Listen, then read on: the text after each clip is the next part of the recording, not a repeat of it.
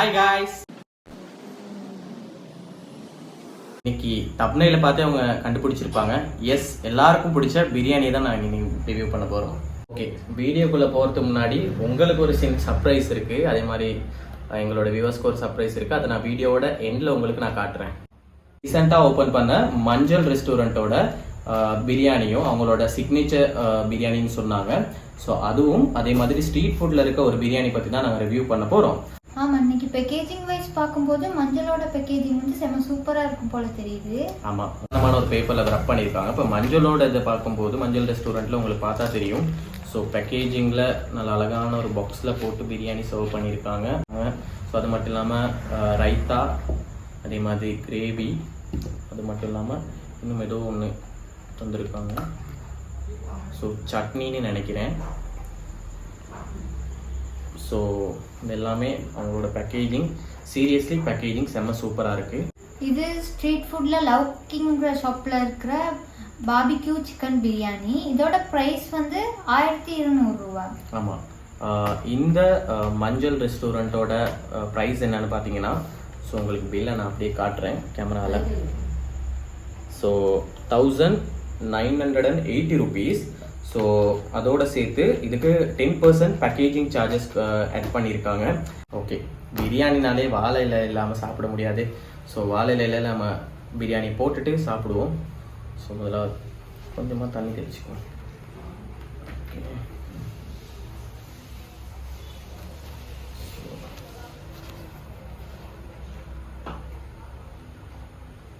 Okay, இந்த பிரியாணி நம்ம காலையில் ட்ரான்ஸ்ஃபர் பண்ணுவோம். ஸோ உங்களுக்கு சிக்கன் பார்த்தா தெரியும் அவ்வளோ. ஸோ சிக்கனை நான் உங்களுக்கு எடுத்து காட்டுறேன். செம்மையாக இருக்குல்ல, நல்லா பாபிக்யூ மேரினேட் பண்ணி ரொம்ப சூப்பராக அதை சுட்டு எடுத்துருக்காங்க. ஸோ நான் அதை வாழையில ட்ரான்ஸ்ஃபர் பண்ணிக்கிறேன்.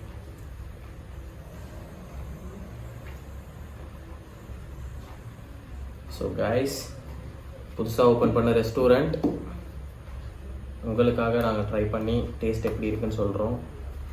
ஸோ இதுக்கு முதல்ல யாராவது சாப்பிட்ருந்தீங்கன்னா கண்டிப்பாக கமெண்ட்டில் சொல்லுங்கள். அதே மாதிரி இந்த வீடியோ பார்த்துட்டு பார்க்க போகிறவங்களா இருந்தாலும் கமெண்ட்டில் சாப்பிட்டு வந்து ரிவ்யூவை சொல்லுங்கள் எப்படி இருக்குன்னு. நினைக்கிறேன் மேங்கோ சட்னியாக இருக்கும் இல்லையா? ஜேம் மாதிரி. ஆமாம், ஜாம் கன்சிஸ்டன்சியில் தான் இருக்குது. ரொம்ப திக்கான ஒரு கன்சிஸ்டன்சி. டேஸ்ட் பார்த்துட்டு நான் சொல்கிறேன் எப்படி இருக்குன்னு. அதே மாதிரி இது ரைத்தாவோட பாக்ஸ் கொடுத்துருக்காங்க. ஸோ ரைத்தா உங்களுக்கு பார்த்தா தெரியும்னு நினைக்கிறேன். ஸோ ஆனியனோட கர்ட் மிக்ஸ் பண்ணி, ஸோ சிம்பிளான ஒரு ரைத்தா. ஸோ பிரியாணின்னா ரைத்தா இல்லாமல் எப்படி? ஓகே, அடுத்ததாக மஞ்சளோட இந்த பிரியாணிக்கான கிரேவி. ஸோ அதையும் நான் அதை வந்து வாழையிலக்கு போடுறேன். ஓகே, கேமராவில் கிளியராக தெரியுதுன்னு நினைக்கிறேன். குவான்டிட்டி வைஸ் பார்க்கும்போது ரெண்டுமே சேமாக தான் இருக்குது.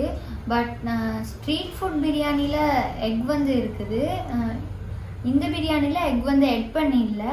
பட் ஒரு பர்சன் நல்லா தாராளமாக சாப்பிடக்கூடிய அளவில் குவான்டிட்டி இருக்குது. ஓகே, நம்ம இப்போ டேஸ்ட் பண்ணி பார்க்கலாம். ஓகே, முதலாவதாக ஸ்ட்ரீட் ஃபுட்டோட அந்த லவ் குக்கிங் அப்படிங்கிற ரெஸ்டாரண்ட்டில் இருக்க பிரியாணி டேஸ்ட் பண்ணி பார்ப்போம். ஓகே,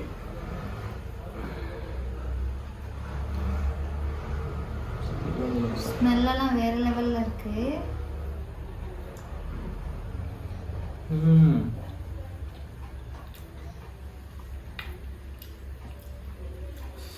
நல்லா அந்த பிரியாணி லீஃபோட அந்த ஸ்மெல் வருது சாப்பிடும்போது.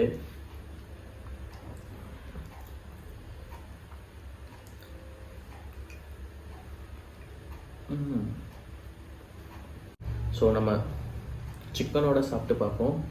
ஸோ சிக்கன் உங்களுக்கு கேமராவில் காட்டுங்க. ஸோ சிக்கன் பாருங்கள், பாபிக்யூ சிக்கன் தான். ஸோ நல்லா சீசனிங் பண்ணி சுட்டெடுத்த ஒரு பாபிக்யூ. ஸோ நம்ம சிக்கனோட இந்த பாபிக்யூ சாப்பிட்டு பார்ப்போம்.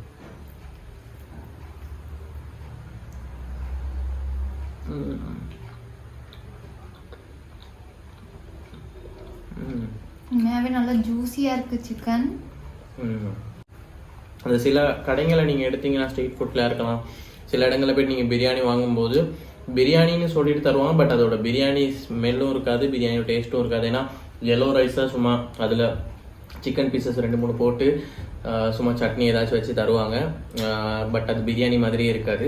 பட் சீரியஸ்லி இந்த பிரியாணி வந்து அந்த மாதிரி இல்லை. நான் ஸ்ட்ரீட் அங்கே வாங்கும்போது நான் கொஞ்சம் டவுட்டோடு தான் வாங்கினேன், பட் டிசப்பாயிண்டிங் இல்லை, நல்லா தான் இருக்குது. இன்க்ரீடியன்ட்ஸ் எல்லாமே கணக்கான அளவில் போட்டிருக்காங்க. ஸோ டேஸ்ட் வந்து வேறு லெவலில் இருக்குது.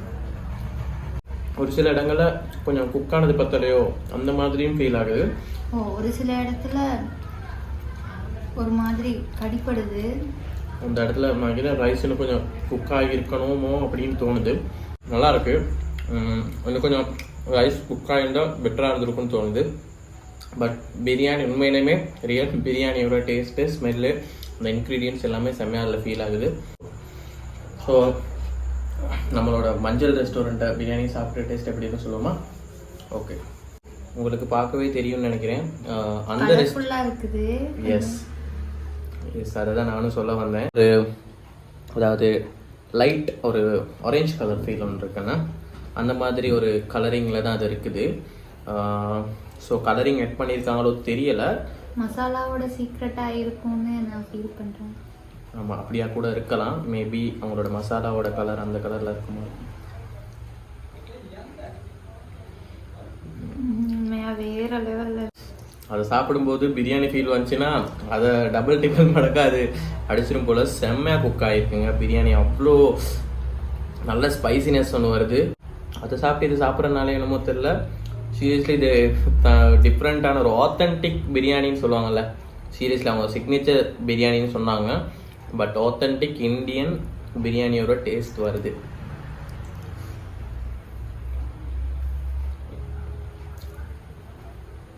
இன்னொன்று வருதுன்னா ஸ்பைசி நல்லா ஆட் பண்ணியிருக்காங்கன்னு நினைக்கிறேன், மிளகு போட்டிருக்காங்கன்னு நினைக்கிறேன்.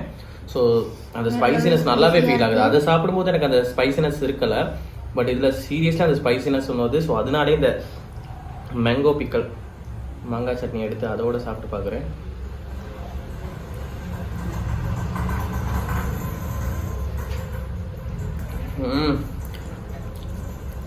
சரியாக வச்சுருக்காங்க. இந்த ஸ்பைசியான பிரியாணிக்கு இந்த மேங்கோ பிக்கல் தான் பெஸ்ட்டு காம்பினேஷன் சட்னியோட. செம்மையாக இருக்குது. இப்போ சாப்பிடும்போது ஸ்பைசியோட ஒரு ஸ்வீட்னஸும் மிக்ஸ்டாகி இருக்குது. நல்ல ஸ்வீட்னஸ் அண்ட் ஸ்பைசி ரெண்டுமே மிக்ஸ் ஆகி இந்த ரைத்தாவோட ஆட் பண்ணி சாப்பிடுங்க. ஸோ நான் அதே பாபிக்யூவோட உங்களுக்கு நான் சாப்பிட்டு காட்ட போகிறேன். ஸோ ஃபஸ்ட்டுக்கு பாபிக்யூ ஒரு கடிச்சிருவா அப்படி.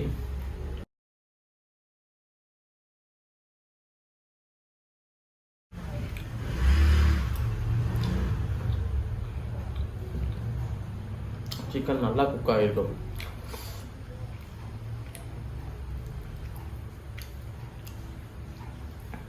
ரொம்ப ஸ்பைசியாக இருக்குல்ல, பார்க்கும்போதே ஒரு கலர்ஃபுல்லான டிஷ்ஷாக தான் இருக்குது. அந்த அளவு ஸ்பைசியாகவும் இருக்குது.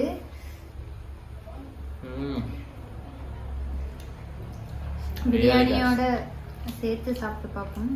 ரியலி நான் சாப்பிட்டதுலேயே one of the best biryani. நான் கண்டிப்பாக நான் உங்களுக்கு ரேட்டிங் கொடுப்பேன். நான் உண்மைக்கு சொல்கிறேன், சீரியஸ்லி நிறைய இடத்துல பிரியாணி சாப்பிட்ருக்கேன், பட் இதோட ஆத்தென்டிக் டேஸ்ட்டே தனியாக இருக்குது, யூனிக் டேஸ்ட்.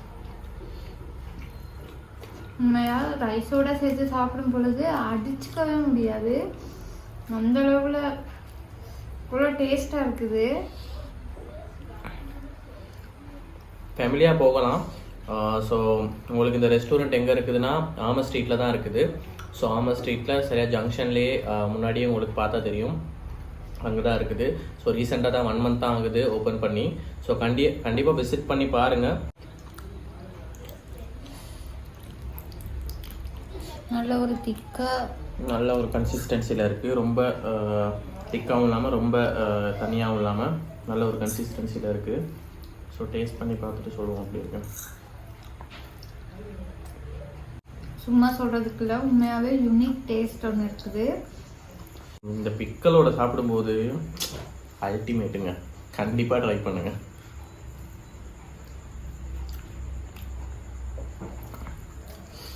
இந்த சட்னி, இந்த பிரியாணி, இந்த ரைத்தாவோட இந்த ஒனியன் ஆனால் சேர்த்து வச்சு சாப்பிடும்போது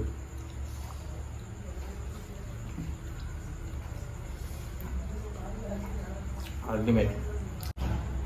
ரேட்டிங் கொடுத்தா என்ன மாதிரி ரேட்டிங் கொடுப்பீங்க? நான் கண்டிப்பாக ஸ்ட்ரீட் ஃபுட்டோட பிரியாணிக்கு 8 மாதிரி கொடுப்பேன். ஏன்னு சொன்னால் இதில் வந்து கொஞ்சம் அந்த சொன்ன மாதிரியே அந்த பிரியாணியோட ரைஸ் வந்து கொஞ்சம் குக்காகி இருக்கலாம்னு சொல்லி தோணுது. அதே மாதிரி கிரேவியும் எட் பண்ணி சாப்பிட்ற நேரம் அந்தளவு எக்ஸ்ட்ரா டிஃபரெண்ட்டாக ஏதாவது தெரிகிற மாதிரி ஃபீல் ஆகலை. ஸோ நான் 8 மாதிரி கொடுக்குறேன். இந்த பிரியாணிக்கு மஞ்சளோட பிரியாணிக்கு நான் எப்படியும் 9 கொடுப்பேன். நான் வந்து 10 கொடுத்துருக்கணும். ஒரே ஒரு சின்ன ரீசன், அதுல எக் மட்டும் வைக்கல. எக் மட்டும் இருந்துருந்துச்சுன்னு சொன்னா நான் கண்டிப்பா 10 to 10 கொடுத்துருந்துருப்பேன். அந்த ஒரே ஒரு ரீசன் தான், அதனால நான் 9 கொடுக்குறேன்.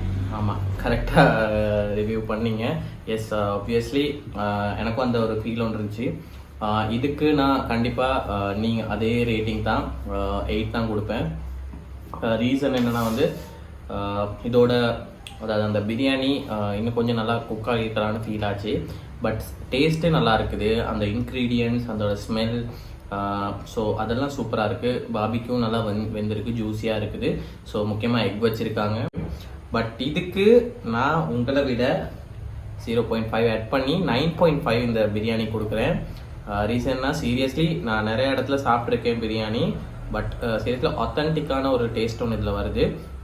ஏன்னா பிரியாணி பாஸ்மதி ரைஸ் தான், சும்மா சம்பா ரைஸ்லேயோ சாதாரண ரைஸ்லையோ செஞ்சில்ல. ஸோ நல்லா கலர்ஃபுல்லாக இருக்குது.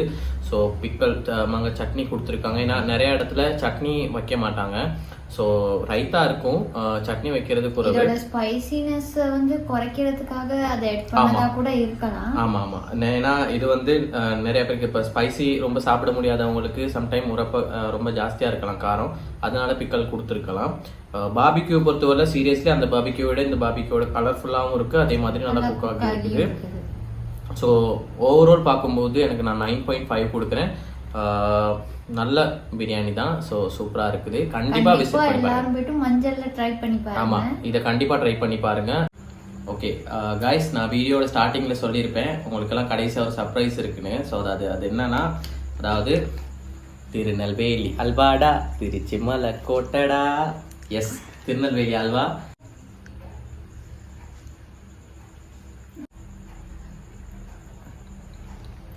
ஸோ அல்வா சாப்பிடாதவங்க கண்டிப்பாக, அதுவும் திருநெல்வேலி அல்வா.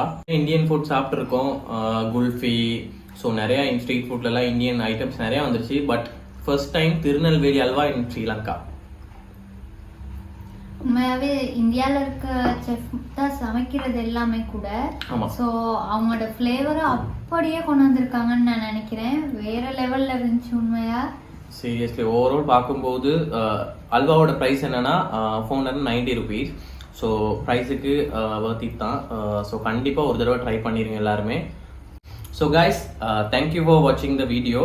நெக்ஸ்ட் இன்னொரு அருமையான ஒரு வீடியோவில் சந்திக்கிறோம். கண்டிப்பாக இந்த வீடியோவை உங்களோட ஃப்ரெண்ட்ஸ் அண்ட் ஃபேமிலி எல்லாருக்கும் ஷேர் பண்ணுங்கள். அதே மாதிரி லைக் பண்ணிடுங்க. நிறைய பேர் வீடியோ பார்க்குறீங்க, பட் லைக் பண்ண மறந்துடுறீங்க. லைக் பண்ணுங்கள். அதே மாதிரி பக்கத்தில் இருக்க பெல் ஐக்கானை கிளிக் பண்ணி உங்களோட நோட்டிஃபிகேஷன், நாங்கள் எந்த வீடியோ போட்டாலும் உங்களுக்கு ஃபாஸ்ட்டாக நோட்டிஃபிகேஷன்ஸ் வரும். ஸோ இப்போ நம்ம வீடியோ எண்ட் பண்ணிடலாமா?